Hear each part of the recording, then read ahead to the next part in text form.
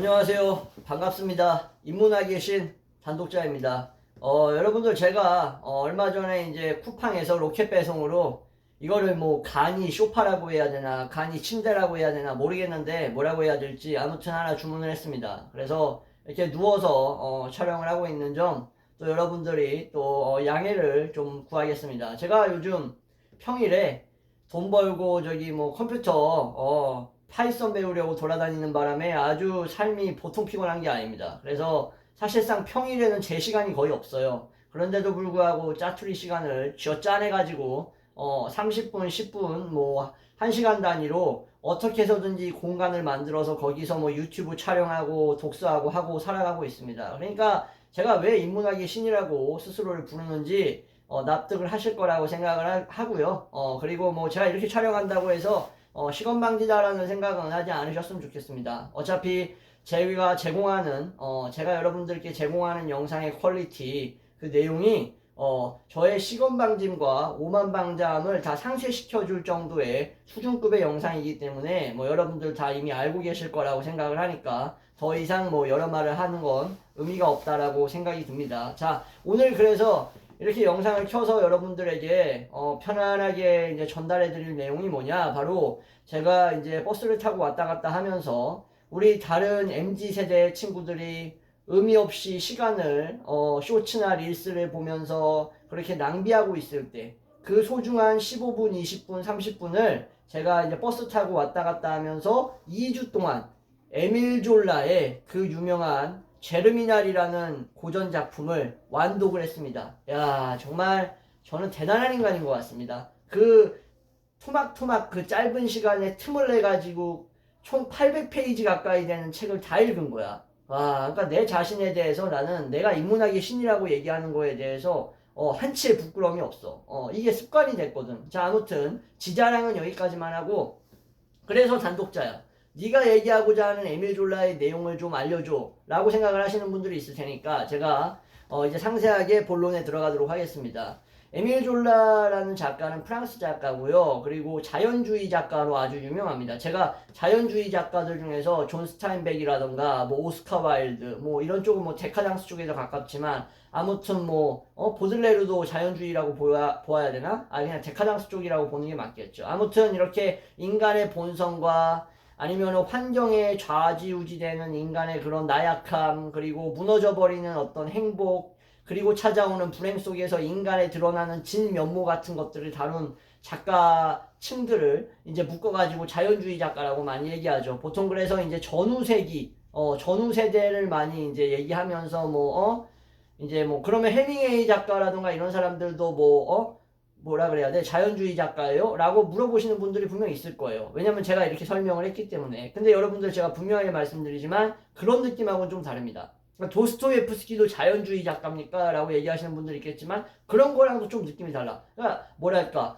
본성과 그 인간의 본성과 나약함이 환경에 의해서 그 환경을 극복하지 못하고 무너지는 인간들의 모습을 그리고 수많은 인간 군상이 자신의 욕망과 그 의지의 어긋남을 통해서 다른 개체와 존재들을 어떻게 파멸로 몰아가는가 같은 것들을 노골적으로 이제 다루는 거예요. 그러니까 현진건 선생님의 뭐 운수 좋은 날 뭐 이런 것들 있잖아요. 뭐 염상섭 작가님의 뭐 이런 작품들 있잖아요. 표본실의 청개구리라든가 3대 이런 것들. 그런 작품들, 그런 작가분들을 자연주의라고 하는 건데 에밀 졸라가 바로 그 서양의 최고의 자연주의 작가 중에 한 명이죠. 여러분들 다 이미 아실 겁니다. 그래서 뭐 스타인백 얘기도 했었고, 그리고 또 이렇게 얘기하는 게 맞나?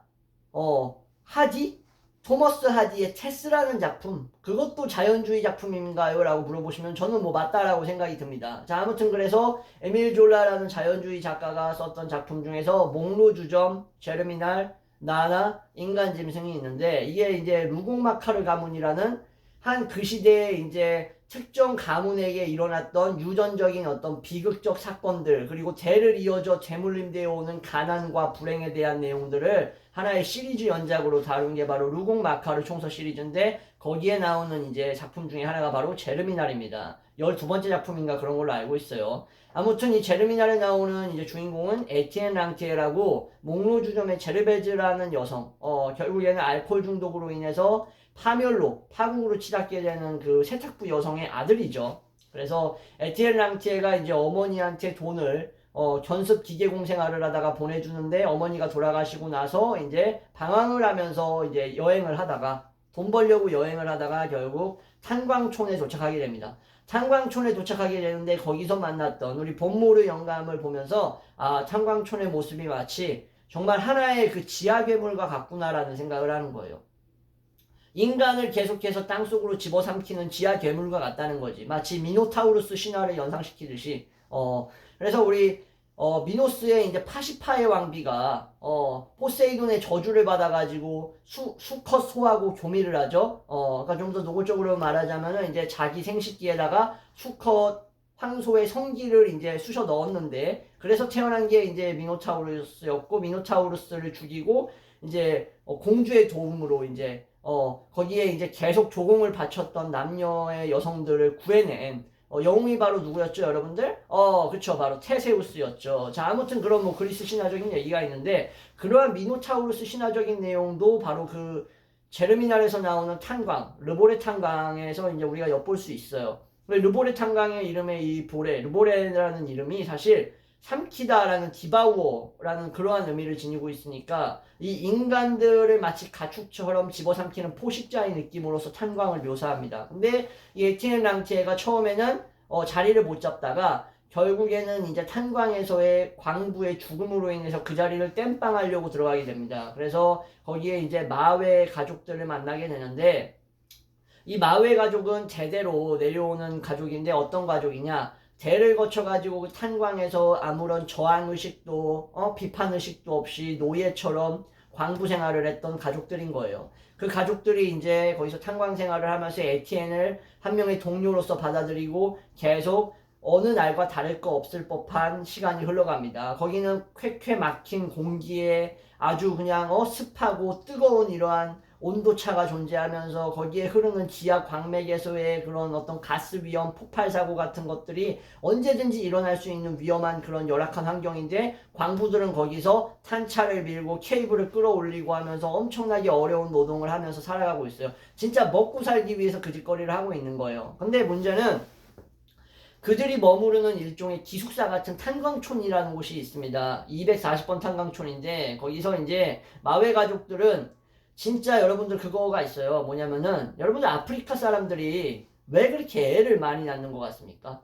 아시는 분들 아실 거예요. 그들은 즐길 수 있는 게 없는 거야. 돈이 있으면 뭐 골프도 치러 다니고 뭐 여색도 뭐 다른 데에서 즐기러 다니고 뭐 룸사롱도 다니고 뭐 그럴 수 있겠죠. 근데 돈이 없으니까 즐길 수 있는 게 뭐예요? 무료로 즐길 수 있는 즐거움이 뭐가 있어요, 여러분들? 가난한 사람들이. 그죠? 떡 치는 거밖에 없단 말이야. 떡 치는 거밖에 없으니까는 할 수 있는 게 떡 치고 애 낳는 거밖에 없으니까 탄광촌의 그 불행한 사람들이 애는 겁나 많이 싸지르는데 그 애들이 결국에는 전부 다 대를 이어가지고 탄광촌에서 노동자 생활을 하는 거예요. 그러니까 애를 낳는 이유가 떡을 쳐서 쾌락을 느끼려고 애를 낳는 것도 있지만 결과적으로 봤을 때 봤을 때 그 애들이 다시 노동자가 돼가지고 가족의 생계를 이어가는 그런 악순환이 반복되는 과정이라고 보시면 돼요. 근데 그렇게 지내다가 이 누구야? 에티엔 우리의 주인공 남성이 결국에는 이 사회주의 사상을 받아들이게 됩니다. 이게 이제 라스네르라고 하는 탄광촌에서 쫓겨나서 이제 주점을 운영하고 있는 이제 예전 광부죠. 그 사람들하고 이제 교류하게 되면서 라스네르의 주점 윗칸에 있는 곳에서 하숙을 하면서 거기에서 이제 수바린이라는 친구도 만나고 라스네르 주점 주인하고 이제 사상에 대해서 얘기를 하는데 수바린은 이제 무정부주의자를 대표하는 사람이에요. 그래서 예를 들어서 누가 있습니까? 무정부주의자. 그죠? 미하일 바쿠닌 있죠? 바쿠닌이라던가 아니면은 무정부주의자라고 부르는 게 맞나? 조제 피에르 푸르동. 피에르 조제프 푸르동인가? 갑자기 앞뒤가 헷갈리네. 아무튼 이 푸르동과 바쿠닌의 사상을 전해 들으면서 이제 여러 가지 이제 사회주의 저서 당시에 노동 관련된 책들을 우리 주인공이 탐독을 하게 돼요. 그러면서 처음에는 이제 배운 게 없는 노동자라서 받아들이는 속도도 느리고 아무리 책을 읽어도 이해를 못하지만 결국에는 그 사회주의 사상에 경도되면서 지금 이 순간에 이 비루하고 거지 같은 탄광촌의 노동 생활을 끝내고 자기가 아무리 힘들게 일해도 자기에게 보수는 제대로 돌아오지 않고 항상 병과 죽음의 위험에 있는 이러한 처지를 극복하고 변혁시키기 위해서 노동자들을 끌어모으게 됩니다. 한마디로 일종의 어떻게 보면은 강렬한 선동을 하는 거죠.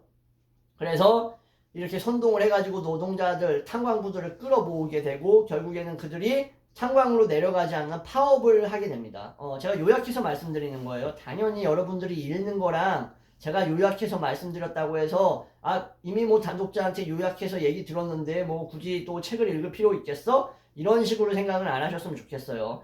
자, 그래서 제가 솔직히 스토리 이렇게 말씀드리는 건 별로 안 좋아하지만 또 보고 싶은 분들이 있을 테니까 말씀을 드리는 거예요. 자, 아무튼 그래서 그렇게 이제 탄광촌 사람들이 모여가지고 파업을 진행하면서 우리가 아무리 임금 개선해달라고 얘기하는데도 말을 들어 처먹지도 않고 부르주아들이라던가 이 사회에서는 귓등으로 흘려들으니까 안 되겠다 해가지고 결단을 내려서 파업하고 탄광으로 들어가지 않기로 합니다. 근데 여러분들이 아시다시피 그런 와중에서도 동지들이라던가 같은 노동자들을 배신하는 애들은 있어요. 배신하면서 몰래 탄광에 기어 내려가는 거지. 그리고 여러분들도 아시겠지만 이제 고용주들이 가장 많이 쓰는 방법입니다. 무슨 방법이냐면 그 무리, 그 집단, 노동자 집단의 영향력이 가장 큰 녀석을 포섭하는 방책을 많이 사용해요. 오늘날에도 많이 쓰는 방법인데 뭐 노조 대표위원장이라든가 뭐 노조 간부들을 많이 꼬드기죠. 야, 너가 원하는 건 결국엔 너가 잘 먹고 잘 사는 거잖아. 그러니까 너를 위해서 너가 탄광을 감독하는 감독관 자리를 줄 테니까 그런 부질없는 폭동이라던가 일종의 혁명과 같은 그런 얘기 같은 거 하지 말고 파업하지 말고 너만 이쪽으로 넘어오면 된다 라는 식으로 많이 회유를 많이 하죠. 그런 현상이 발생합니다. 그렇지만 이제 에티엔 같은 경우에는 처음에는 그거에 넘어가지 않죠. 그러면 나중에 넘어갑니까, 단독자님? 나중에도 솔직히 안 넘어가는데 결국엔 나중에 탄광으로 돌아가게 되는데 그 이유가 있습니다. 뭐냐면은 에티엔과 카트린이라는 이 마웨라는 사람의 딸내미와 이제 에티엔은 서로 이제 마음속으로는 서로 사랑은 하고 서로 이제 좋게 생각하는 어떤 그런 남녀지만 결국에는 샤발이라는 이 라이벌이 있어요. 얘도 이제 광부인데 얘가 카트린을 먼저 취합니다. 먼저 카트린을 이제 자기의 여성으로 만들려고 별 짓거리를 다 해가지고 막 질투를 부리면서 에티엔으로부터 격한 감정을 드러내면서 이제 샤발이 카트린을 자기 여자로 만들고 그래서 에티엔은 결국에는 이 카트린을 멀리서만 이제 지켜보고 마음을 표현하지 못하는 상태로 있다가 이제 그 라스네르의 주점에서 에티엔이 나오면서 마웨 가족과 함께 이제 동거를 하는 거죠. 왜냐면은 이제 오갈 데가 없으니까. 그래서 에티엔이 이제 탄광에서 벌어주는 돈을 이제 마을 가족한테 주면서 일종의 하숙비로 내는 식으로 생활을 하게 되는데 그럴 때마다 이제 에티엔은 카트린에 대해서 엄청나게 고뇌를 하는 거예요. 그 좁은 방 안에서 서로가 옹기종기 모여가지고 잘 때 에티린은 자면서도 저 카트린을 가지고 싶다라는 욕망이 있고 카트린도 역시 샤발에 이미 여자가 되었지만 에티엔과 함께 했던 시간도 있고 에티엔에게 있어서 끌리는 마음이 있는 거야. 그러니까 그 복잡 미묘한 상황에서 둘이 남녀가 등을 맞대고 잠을 자고 있는 상황을 생각을 해보시라고요. 그러니까 그 아주 그냥 뭐라고 표현해야 되지? 추접하고 더러운 그 탄광촌의 그 비루한 생활 속에서도 그런 어떤 감정의 연대와 삼각관계들이 일어나는데 진짜 이 에밀 졸라의 소설을 제가 이제 중간 지점에 온 것 같으니까 말씀드리면은 진짜 명작이라고 생각하는 이유가 이제 두 포인트에서 나오게 됩니다. 제가 얘기를 다 할 수는 없어요. 왜냐면은 그 영상이 너무 길어지고 저의 기억도 정확하게 여러분들한테 전달하기에는 인간이 망각의 동물이니까 부족함이 있겠죠. 첫 번째는 그 파업을 시작하기 전에 이 탄광의 회사의 사장이었던 엠보라는 사람한테 노동자들, 탄광부들이 찾아가가지고 임금에 대한 부분에 대해서 불만을 얘기합니다. 왜 우리의 임금을 깎고 돌려받기식으로 눈속임식으로 그렇게 처리를 하냐라고 하는데 엠보는 자기가 영향력이 없다 그러면서 계속 거절하고 반대합니다. 그러니까 너희의 입장을 들어줄 수 없다라는 거지. 그러니까 노조 협상이 결렬된 거야. 노사 협상이 일종의. 그런데 결국에는 나중에 파업을 하게 되고 엠보 사장 그 집 앞에 가가지고 빵을 달라고 노동자들이 외칠 때 엠보가 이런 얘기를 합니다. 야, 나는 너네가 부럽다. 그러니까 속으로 얘기하는 거예요. 난 너네가 부럽다. 나도 너네처럼 고민 없이 그냥 하고 싶은 대로 살고 먹고 싸고 아무 데서나 자고 응? 여자랑 자고 싶으면 언제든지 저기 뭐 폐광이라던가 폐속더미에 누워가지고 그냥 떡치고 그렇게 뭐 다른 여자 다른 남자 취하고 싶으면 취하고 그렇게 동물처럼 즉흥적으로 살아갈 수 있는 너가 부럽다. 너희가 부럽다 이러면서 이렇게 막 부들부들 거리는 그러한 장면이 나오는데 와 이게 하나의 이제 하이라이트 장면입니다. 근데 이렇게 엠보 사장이 생각했던 이유가 있어요. 왜 그러냐면 이 엠보 사장은 아내가 있는데 아내가 완전 그냥 창녀와 다름이 없습니다. 엠보 부인이 자기 남편인 엠보하고는 사랑을 나누지 않고 뭐 자기의 이제 조카나 다름없는 드넬랭이랑 이제 불륜을 저지르고 그리고 뭐 다른 뭐 남자들이라던가 이런 애들이랑은 자고 그러면서 자기 남편하고는 잠을 안 자고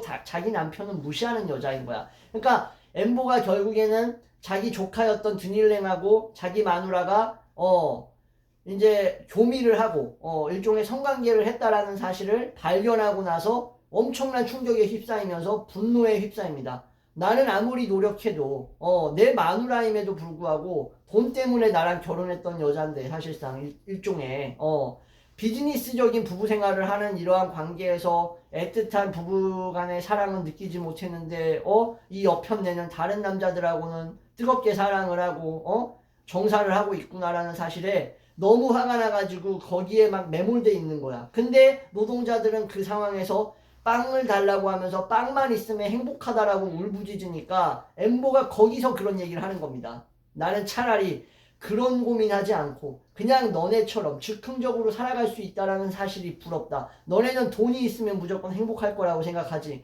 돈만 있으면 다 될 것 같다고 생각하지. 절대 그렇지 않다. 이 어리석은 인간들아라고 얘기하는 부분이 바로 킬포인트, 하이라이트 장면이고요.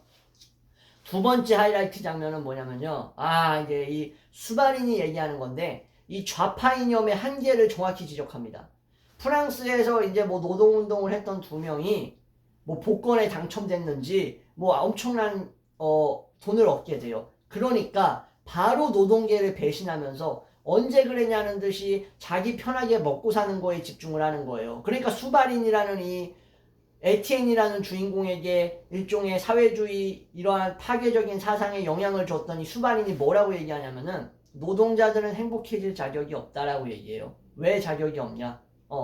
너네가 그렇게 시위하고 부르주아들하고 자본가들을 미워했던 이유가 같은 동료들을 위해서 돈이 생기면 베풀고 노동자가 권력을 쥐었을 때 그것을 권력을 나누기 위해서 권력 투쟁을 한 게 아니라 너네는 결국 또 다른 부르주아가 되기 위해서 결국 노동자의 우두머리 신세의 역할을 한 거다. 결국 너네가 노동자의 우두머리가 되려고 했던 것은 부르주아의 자리를 뺏어서 또 다른 부르주아가 너가 되고 싶기 때문에 너가 그 또 다른 부르주아가 되고자 했기 때문에 너는 결국 노동운동을 하고 있는 것이다. 그런 노동자들이기 때문에 너네들은 결코 절대 행복해질 수 없다라고 얘기하는 부분이 하이라이트 두 번째 장면입니다.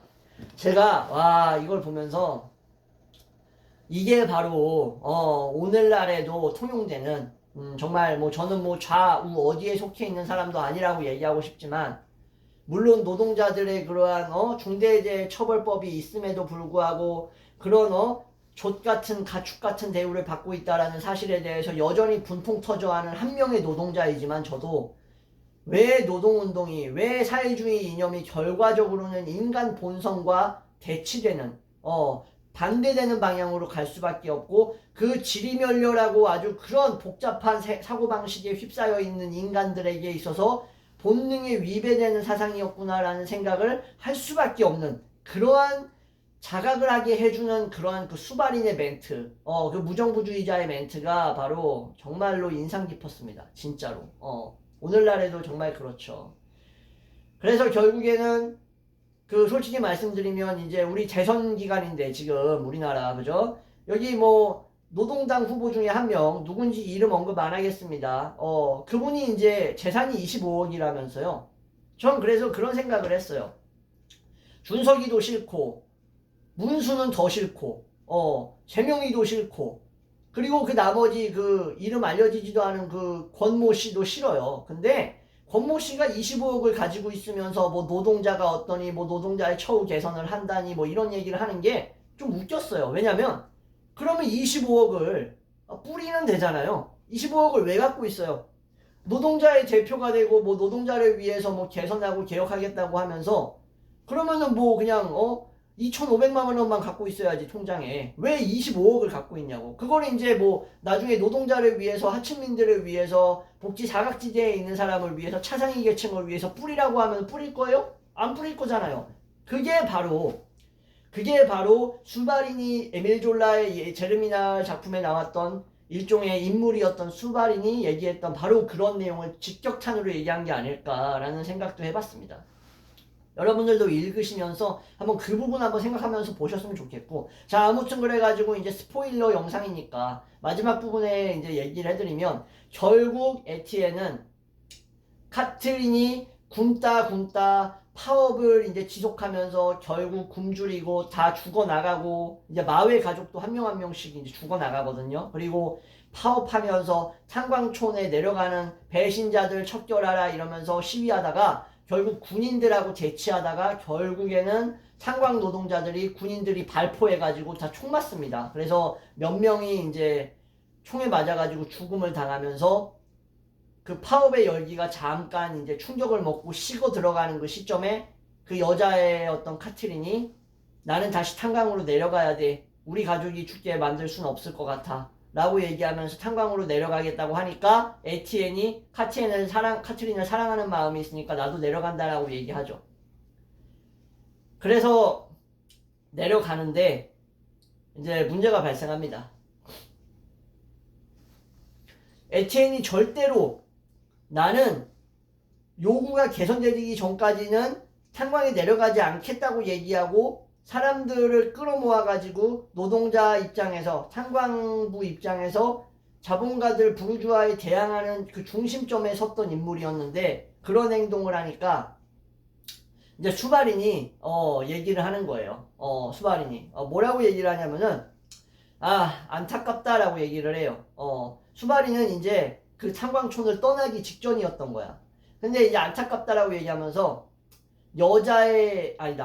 남자의 마음에 여자가 들어있으면 그 남자는 끝난 것이다 라는 아주 망고불변의 진리의 문장을 얘기합니다. 그러니까 에티엔한테 직접 얘기하는 게 아니라 에티엔이 카트린과 같이 결국에는 굶주림과 어려움을 견디지 못해가지고 파업에 대한 그러한 굳은 맹세를 깨부수고 다시 갱도로 내려가는 모습을 멀리서 지켜보면서 수바린이 얘기를 하는 거예요. 남자의 마음속에 여자가 들어있으면 그 남자는 끝이 난 거라고 얘기합니다. 그러니까 그게 무슨 말이겠어요?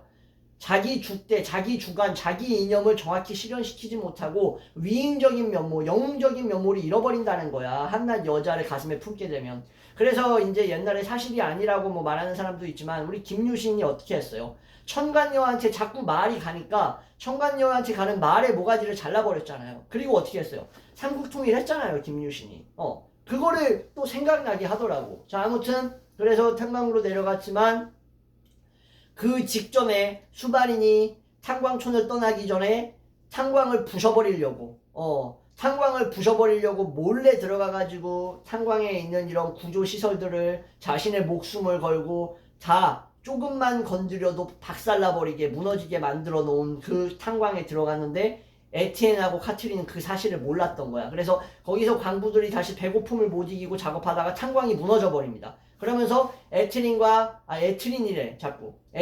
카트린이 탄광에 갇히게 돼요. 샤발도 역시 갇히게 돼. 샤발 이 녀석은 애초부터 배신자 새끼였어. 그래가지고 그 이사회에서 샤발 너는 여기 감독관을 시켜줄 테니까 저기 노동자 탄광부들 데리고 다시 일해. 너 이거 뭐하는 짓이야 멍청아. 너 먹고 살기 지금 힘들어 죽겠는데 지금 뭐하러 파업하고 있어. 너만이라도 지금 내가 감독시켜 줄 테니까 배신해. 노동자들이랑 뭐 하는 거야 어리석은 인간아 하니까 알겠다 그러고 샤발은 바로 배신 때리고 탄광에서 작업을 하고 있었던 중이었던 거예요. 다른 노동자들이 먹을 거 먹지도 않고 탄광촌에 그런 광부들이 굶어 죽어가면서 우리의 요구가 받아들여지기 전까지는 단식하겠다고 일종의 그런 행동을 하고 있는데 배신 때린 거지.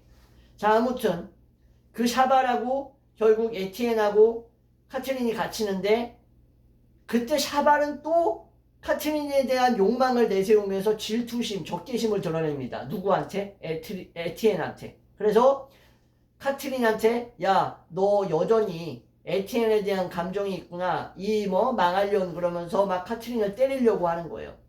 그러니까 에티엔이 마음속에 이제 갇혀져 있었던 그 분노, 유전적으로 내려왔던 그 일종의 파괴 본능 같은 것들. 술이 들어갔을 때 사람을 죽이고 싶었던 살인 충동이 술이 들어가지 않았는데도 불구하고 그 좁은 공간에서 폭발하게 됩니다. 그러면서 에티엔은 샤바를 패 죽이고 시체를 저기 탄광에 이제 넘치는 물에다가 흘려보내게 되죠.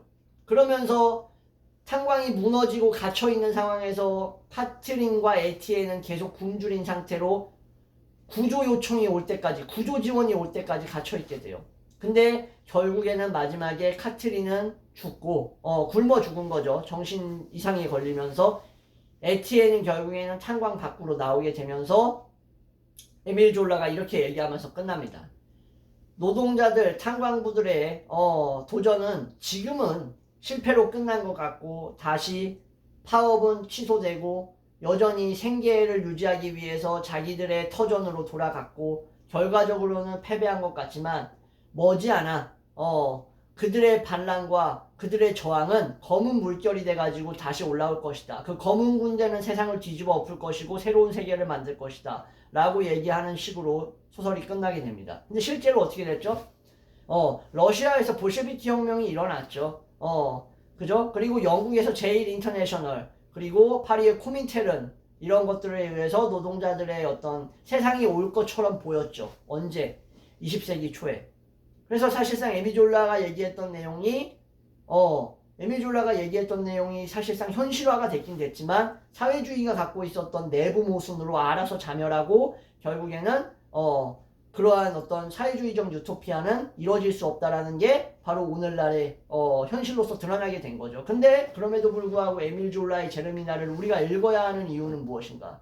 여전히 노동법이 개선됐다라고 얘기하고 전태일 씨가 몸을 분신자살해가지고 그나마 상황이 나아졌다라고 보고 점점 가면 갈수록 노동자의 인권이 좋아졌다라고 하지만 여전히 노동자와 노사 갈등의 문제는 우리 사회에 깊게 팽배해 있으며 김용균 씨 사건이라던가 이런 뭐 SPC의 노동자들 뭐 기계 깔림 사고 같은 것들이 개선하겠다고 하지만 뭐 이 사회에 뭐 사장, 회장 전혀 관심 없고 또 주기적으로 반복되는 이러한 현실 사회에서 에밀 졸라의 제르미날이라는 작품은 단순히 노동계를 비추는 그냥 뭐 현실 이렇게 좆같다 노동자 만세라는 얘기를 하려고 하는 작품이 아니라 당시의 시대, 환경 그리고 인간의 비참함이 어떤 식으로 구현될 수 있는지를 얘기했던 소설이자 우리에게 시사하는 바가 엄청나게 큰 그 인간 내면에 들어있는 대립과 모순 그리고 그 격렬한 싸움 저항은 무엇을 향하고 있는가를 우리에게 말해주는 아주 명작 중에 대명작이라는 생각이 들었습니다. 그래서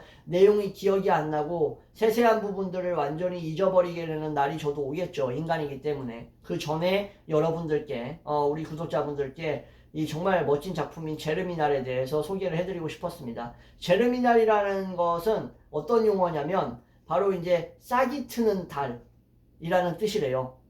땅에서 싹이 자라나는 월, 몬스라는 거죠. 달, 개월이라는 거예요. 그러니까는 싹이 튼다라는 건 뭐예요? 억눌려 있고 억압받고 고통받았던 노동자들이 자라나는 거지. 대지를 뚫고 저항의식과 자신의 처지를 변화시키기 위한 단결을 통해서 일어서는 달이라는 의미에서 제르미날이라는 수학의 달이라는 의미에서 제르미날이라고 에밀 졸라가 작품의 이름을 새겼다라고 하더라고요. 참 이게 진짜 제가 읽었던 소설 중에서 진짜 최고의 소설 중에 하나가 아닐까라는 생각을 했습니다. 여러분들 그래서 자 마지막으로 말씀드리지만 오늘날에도 여전히 곳곳에 자리 잡고 있는 사회의 그런 하층민들과 처량한 노동자 신세에서 벗어나지 못하는 그러한 사람들, 그러한 육체 노동에 의해서 하루하루를 연명하는 사람들이 읽으면 정말 울부짖겠다. 정말 이걸 읽으면 너무 가슴이 아프겠다라는 생각을 했고, 그래서 이러한 제르미날의 작품이 당시에 제르미날이란다. 에밀 졸라의 장례식 때, 당시에 프랑스에 있었던 광부 대표단들이 에밀 졸라 장례식 때 와가지고 제르미날을 계속 외쳤다는 거예요. 에밀 졸라 장례식에 와가지고 손을 들면서 제르미날을 계속 외쳤대요. 그만큼 그 당시에 프랑스 광부들이 제르미날을 읽고 어떤 심정이었겠어. 와, 그냥 자기 자신의 삶을 분해했다라는 느낌을 받은 거지. 그래서 에밀 졸라가 이 작품을 쓰기 위해서 실제로 탄광촌에 가서 현장 답사를 하면서 탄광의 어려움, 그러한 어떤 탄광 광부들이 처해져 있는 현실, 그러한 부분들에 대해서 일일이 다 필기로 하나하나 세심하게 받아 적고 조사하고 검토해가지고 내놓은 걸작이 제르미날이다 라고 보시면 됩니다. 자, 이렇게 해가지고 간단 명료하게 얘기를 한, 간단하진 않았던 것 같은데, 아무튼 에밀 졸라의 소설 루공 마카르 총서 12번째 작품인가, 아무튼 맞나? 아무튼 순서는 정확하지 않을 거예요. 제르미날, 여러분들도 한번 시간 되실 때 읽어보셨으면 좋겠습니다. 정말 진짜 이게 바로 노동자의 현실이구나. 노동자의 현실 참 안타깝다. 그렇지만 노동자들을 위한 평등한 세상이라는 것은 영원히 오지 않는다. 인간 본성에 의해서, 인간의 탐욕과 욕망에 의해서 결국에는 노동자들이 권력을 쥐면 그 안에서 권력을 쥔 노동자는 또 다른 부르주아랑 마찬가지다. 권력을 쥔 노동자는 다른 이름의 자본가와 마찬가지다. 결국 자기가 자라왔던 요람을 걷어차고 자기가 머물렀던 그 터전을 걷어차고 배신하고 결국 노동계에 총을 겨누는 변절자로 변해버리게 될 것이다. 그래서 사회주의라는 것은 결국 이루어질 수 없는 안타까운 사상이자 인간 본성에 위배되는 사상이다 라는 것을 여러분들에게 안타깝지만 말씀드리면서 좀 더 나은 세상이 되기를 바라지만, 단독자 역시도 인간 본성에 회의적이고 아주 혐오적인 시각을 갖고 있는 단독자 역시도 그런 세상은 올 리가 없다라는 말씀을 전달해 드리면서, 여러분들이 힘을 키우시고 자본을 얻으셔서 어깨 쫙 펴시고 세상에 아름다운 기여를 하시는 분이 되기를 바라며 이상 영상 마무리하도록 하겠습니다. 시청해 주셔서 감사합니다. 고생 많으셨습니다. 사실상 근데 고생은 제가 했죠. 여러분들이 한 게 아니라.